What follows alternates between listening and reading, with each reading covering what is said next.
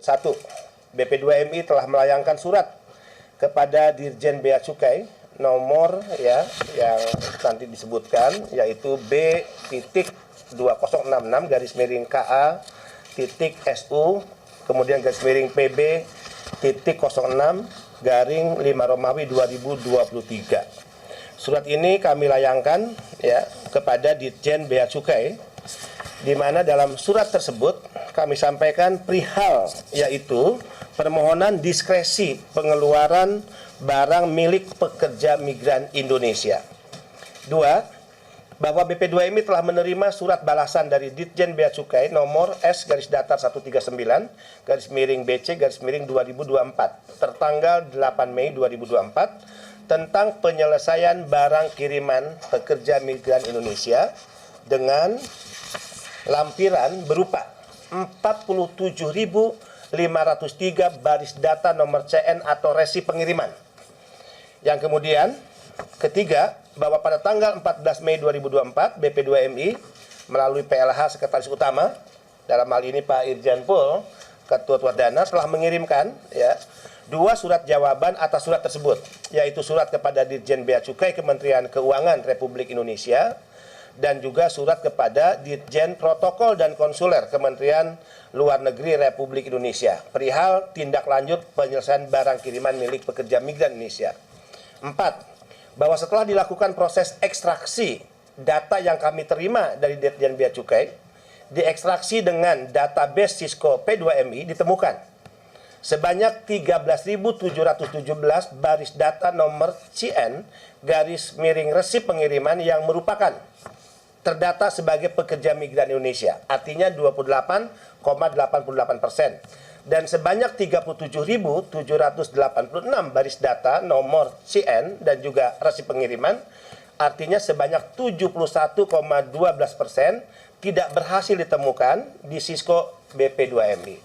5. Bahwa 13.717 baris data nomor CN ataupun resi pengiriman yang berhasil ditemukan oleh BP2MI diyakini merupakan pekerja migran Indonesia yang sesuai dengan pasal 2 ayat 1 huruf A dalam Peraturan Menteri Keuangan nomor 141 tahun 2023, di mana tentang ketentuan impor barang pekerja migran Indonesia, mereka memiliki hak untuk mendapatkan relaksasi pajak impor sebesar $1.500.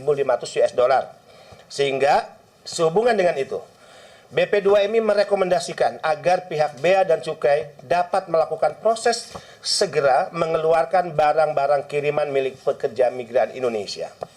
Bahwa 33.786 baris data nomor CN atau resi pengiriman yang tidak ditemukan oleh BP2MI di database Cisco P2MI diyakini oleh BP2MI sebagai pekerja migran Indonesia unprosedural, sehingga ini dapat menjadi keputusan yang bisa diambil oleh Ditjen Bea Cukai untuk barang-barang mereka juga segera dikeluarkan, karena dianggap telah memenuhi definisi pasal 2 ayat 1 huruf B dalam Peraturan Menteri Keuangan nomor 141 tahun 2023 tentang ketentuan impor barang pekerja migran Indonesia yang memiliki hak mendapatkan relaksasi pajak impor sebesar $500. Sehubungan dengan itu, sekali lagi BP2MI merekomendasikan agar Bea Cukai dapat melakukan proses mengeluarkan barang kiriman milik pekerja migran unprosedural, karena negara memberikan relaksasi tidak hanya untuk PMI yang kategori prosedural tapi juga unprosedural.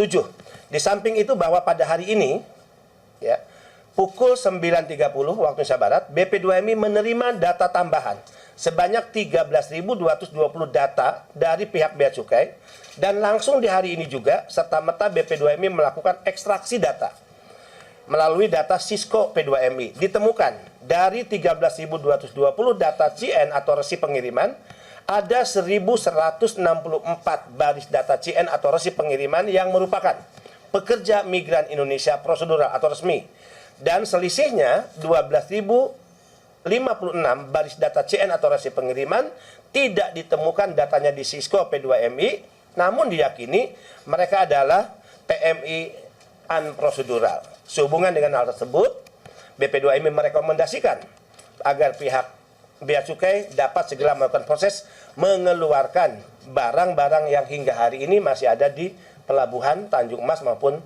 Tanjung Perak. Negara tidak boleh mengeluarkan kebijakan yang dolim, yang mempersulit, yang semakin menjauhkan rakyat dari cita-cita kemerdekaan dan juga cita-cita kesejahteraan. Ya, saya minta stop, hentikan cara berpikir aparat negara yang selalu mencurigai para pekerja migran Indonesia. Tapi di balik mindsetnya, berikan penghormatan kepada mereka. Ini adalah upaya negara berterima kasih kepada PMI sebagai penyumbang devisa terbesar kedua kepada negara. 2024, BI telah merilis sumbangan devisa PMI sekarang berada di posisi 227 triliun.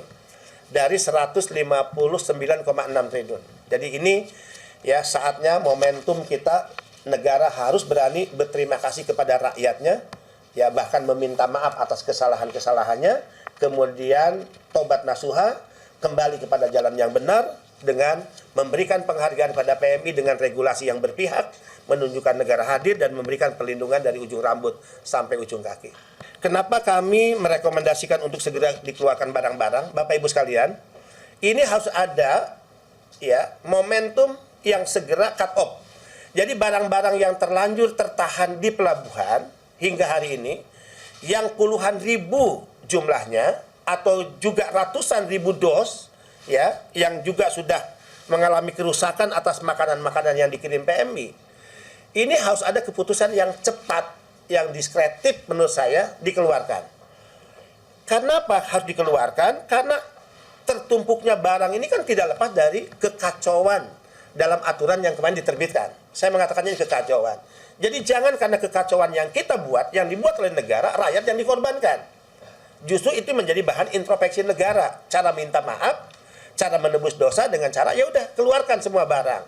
Bahwa nanti kita ingin mendisiplinkan PMI dalam hal-hal mengirim barang dengan aturan baru, maka itu adalah langkah-langkah kita ke depan. Berikan edukasi kepada PMI, ya, sosialisasikan aturan yang dibuat, bagaimana mereka paham tata cara mengirim barang.